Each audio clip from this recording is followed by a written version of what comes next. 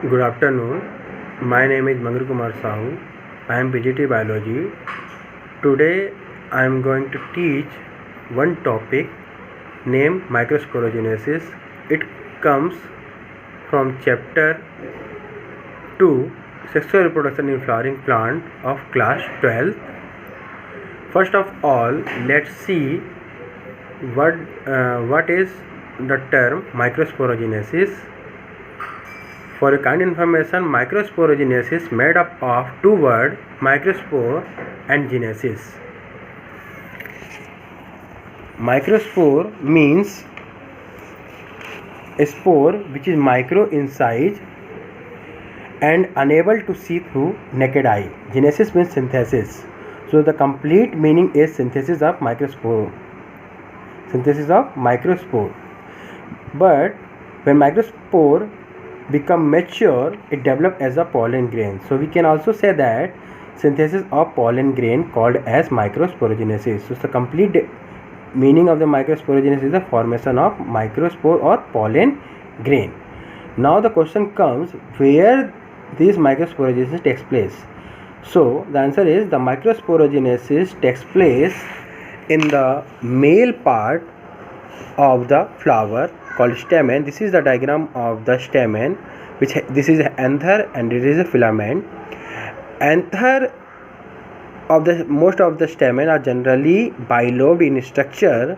When we cut this anther transversely, we will see each lobe of the anther has two theca. That's why the anther also called as diathecous, and each theca has two sac like structure. So all the thecas have four sac, which is called as microsporangia, or we can say that pollen sac. Why is it so? Because microspore develop in this sac, so it is called as microsporangia. And we also know that microspore when become mature called as pollen grain. In this microsporangia, how pollen grain develop? Let's see. When anther immature, the pollen sac or microsporangia covered by four layers called as microsporangial wall. This is the diagram of microsporangial wall in elaborate manner. This is outermost epidermis, this is endothecium, this is middle layer, and this is tapetum. The three layers, epidermis, endothecium, middle layer, protect the developing pollen grain from the outer environment, also help in the releasing of pollen grain when they become mature through the process of dehiscence. Tapetum help in the development or production of pollen grain by nourishing them. So we can say that tapetum nourishes the developing pollen grain. Now, how the pollen grain or microspore form? Let's see in detail. It is the diagram of one of the microsporangia. Here you can see that the layers, it is epidermis, it is endothecium, it is middle layer, it is tapetum, and this is sporogenous. I make the diagram of the tapetum layer representing dense cytoplasm, because tapetum has dense cytoplasm and tapetum mostly have more than two nuclei. This is the sporogenous. How this will take place? Let's see. When anther immature, at that time in the epidermis layer, a special kind of cell present, which is called as archosporial cell. There are many. These archosporial cells divide mitotically and form two cells, parietal cell and sporogenous cell. Parietal cell continuously divide periclinically and increase the thickness of three layers, epidermis, endothecium, and middle layer, while sporogenous cell move at the center of the tapetum, just here, move at the center of tapetum and form group of sporogenous cell that constitute sporogenous tissue. From sporogenous tissue, some of the sporogenous cell become functional and called as microspore mother cell.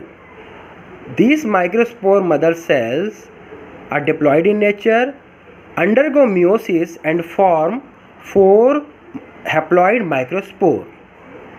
These microspore then arranged together and form a tetrad called as microspore tetrad. Inside this microspore tetrad, microspore turn into pollen grain through the process of development of pollen grain. What is it? We will see later. After maturation, this pollen grain release by the process of dehiscence. Now, in this way, we will see that from one microspore mother cell, in the process of microsporogenesis, 4 microspore develop. This is all complete about the microsporogenesis. Now, how microspore develop as a pollen grain, let's see. This is the development of pollen grain. This is one of the microspore. During the development of pollen grain, the nucleus of the microspore divide again and form 2 nuclei, which later change into 2 cells, vegetative cell and generative cell. Vegetative cell larger in size and generative cell small in size. After that, vegetative cell continuously increases in size and generative cell reduces in size. As a result, generative cell enter inside the cytoplasm of vegetative cell and become a part of vegetative cell. This is vegetative cell and this is a generative cell. Why is it so? Because generative cell get its nutrient from the vegetative cell. After that, generative cell undergoes division and vegetative cell reduce in a size. In the meanwhile, on the outer side of the microspore, changes also takes place. The outermost layer develop as a exine, which is very resistive in nature.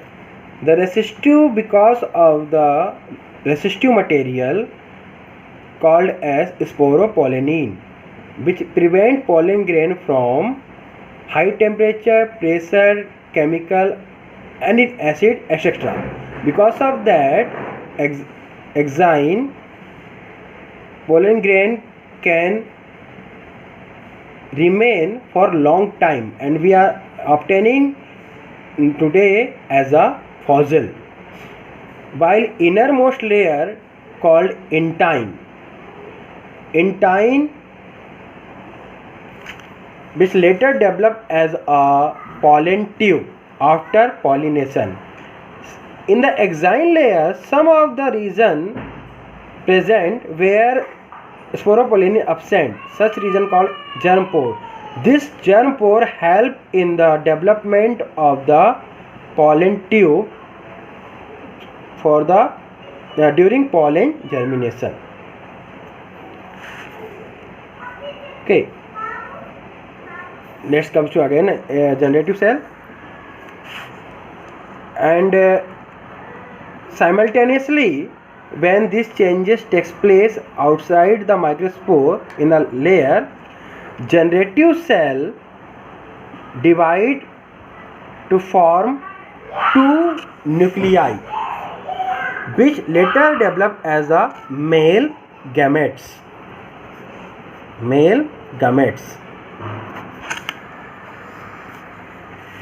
So in this stage, pollen grain pollinate. But it has been found that in some plants, pollen grain pollinate in two cell stage, vegetative cell and generative cell, and in some it is in three cell stage, degenerate vegetative cell and two male gametes. That's all about microsporogenesis and pollen development of pollen grain.